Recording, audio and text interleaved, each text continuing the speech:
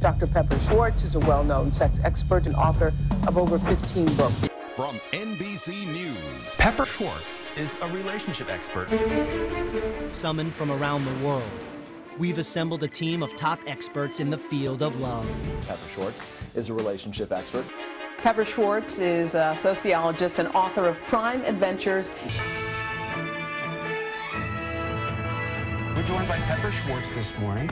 You came up with a compatibility test. How did this test work?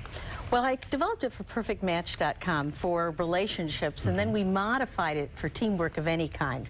So all of the people on the show took the test, and then I predict from how well they do on the test how they're going to do as a couple of dancing.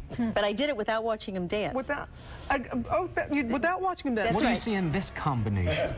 Well, actually, all three of you are very compatible, but in the combination, on the similarity, your 3 out of 4 things are exactly the same. You like a little more variety in your life. You like a little more predictability. Yes, ma'am. Own it. I own it. And you are more of a perfectionist. I mean, you have very strong opinions about things, and you are more flexible. And you are an introvert, and she is an extrovert. So this is a great pair because you also are both good, calm temperaments and very collaborative temperaments. I could have told you that. Well, I needed to. Yeah, but you know him better than I do. So we use this thing online, and the same test you have is available online for people to take a look at. So it means the two of us could go on and do that tango last night, and they wouldn't be bored. You can lead this time. You can lead this See how flexible she is? Thanks, Pepper. Great to see you. Today, an all-new Oprah, open marriages, friends with benefits, erotica, next. My first guest is the author of a pretty steamy new book, and according to her, it is not fiction. Dr. Pepper Schwartz is a well-known sex expert and author. Come on up here, Dr. Pepper. Thank you. Oh, my gosh. 2.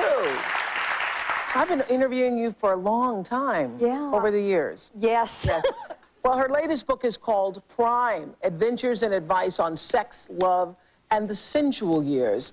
These are the sensual years? Yes. I think all the 20-somethings think they're having the sensual years. Well, I define the sensual years as any years I'm in. Okay. Okay. But they're pretty good now, and I wanted women to know that. Yeah.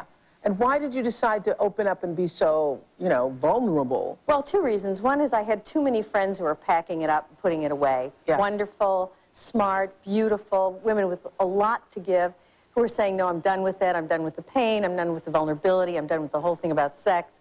And I thought, no, I want to inspire women. Now, in the book, you say you began having the best sex of your life after 55. Why? Well, I was divorced.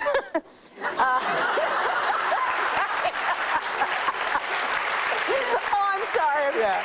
And you were married for 23 years, right? I was, and actually we had a good sex life, so I don't want to make anybody think we didn't. We did. Okay. But, I had to re-enter. I had to kind of get over the doldrums of a long, marriage that's kind of going downhill after a while. And so I decided I was not going to say no to anything, at least without considering maybe. Really? Yes. That I thought, well, hey, I'm in my 50s and going into my 60s. This is not the time to be timid. This is the time to be adventurous. When you've been married for 23 years, and then all of a sudden you're out into the dating world, and you've got to then say, excuse me, do you have a condom? Well, what I learned is, excuse me, I have a condom. Excuse me, yeah. And mostly everybody's okay with it. There are some men who say, no, I can't get an erection with a condom, and, you have to back off and say, well, let's see what else we can do then, But isn't that awkward? It's awkward. It's extremely awkward. Yeah. But if you can get by that, you can get to the passionate part. How do you get back to the passionate part after you've had the whole condom thing that didn't work?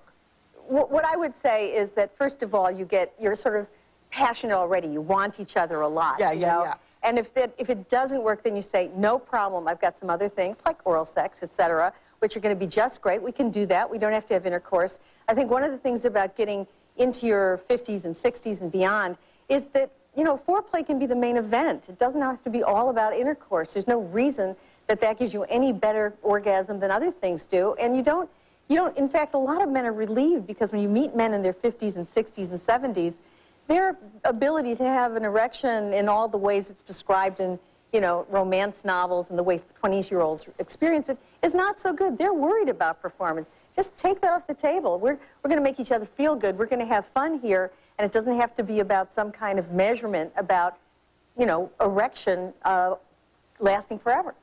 Yeah, so, I mean, it's harder to jumpstart anything. So, yeah, you want to keep it going. Pepper Schwartz is a sociologist and author of Crime Adventures. Pepper, good morning to you. Now, this book is extremely personal. How did you feel about kind of putting all of your personal business into a book? Well, it was hard, I mean, to make a decision. Once I made the decision, you know, you go ahead. But I felt, as an educator, I teach at the University of Washington, that sometimes the best education is personal. Your life, the ups, the downs, the heartbreaks, the triumphs, and then give some lessons from it. So was it tough? I mean, how did you start off getting back into the dating world after 23 years of being married? What's the first thing you did? Well, I tried to lose weight. That's the first thing I did.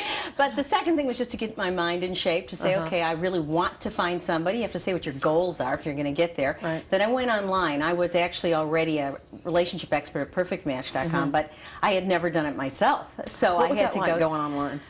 Well, you know, you have to kind of prepare your ego. Not everybody's going to want you. Not everybody's going to meet you and say, oh, you're great. They're going to say, nothing. They're going to be gone. I love this. The woman in the piece was saying that sex is better after 50. Is it better after 50? Better for me. And it was always really good. So, you know, the question is, are you more relaxed? Can you ask for what you want? Are you going to take a little bit more time at it? It can be great and more fulfilling and just more fun. Pepper, we'll start with you. Help us out quickly to define what is type A, what is type B in terms of personalities. Your video was perfect. Ambitious, hard-driving, multitasker, must-win.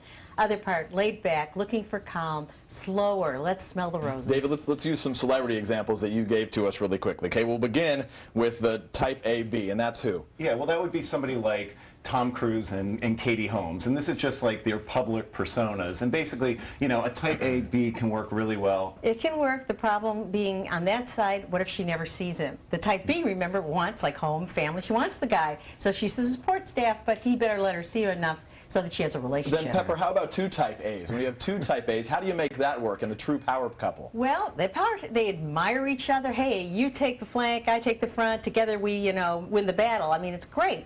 The downside of two type A's is competition. Everybody has to be first. Let's flip it. When we have a B woman, a B man, and an A woman, when does that work? How does that work? Well, that's pretty new because it used to be, you know, a man would rather die than be a B to an A. But a lot of men really do want the domestic life. They do want it slower. They're happy to be, you know, the one that supports the woman who makes it big. So it's a question of what you want. It can work great. With Angelina Jolie, I think the man would take any seat that was in the car. Let's go two B's as we wrap it up. Two B's. The example we use is Eva Longoria and Tony Parker from the San Antonio Spurs. How does that work? Well, and there is that issue where things have to be done. Somebody has to go out there and win or work or whatever. And no, you be the A. No, you be the A. I mean, somebody has to be a little more A-ish every now and then. Pepper Schwartz, David Zazeko, thanks to both of you. Thanks, Peter.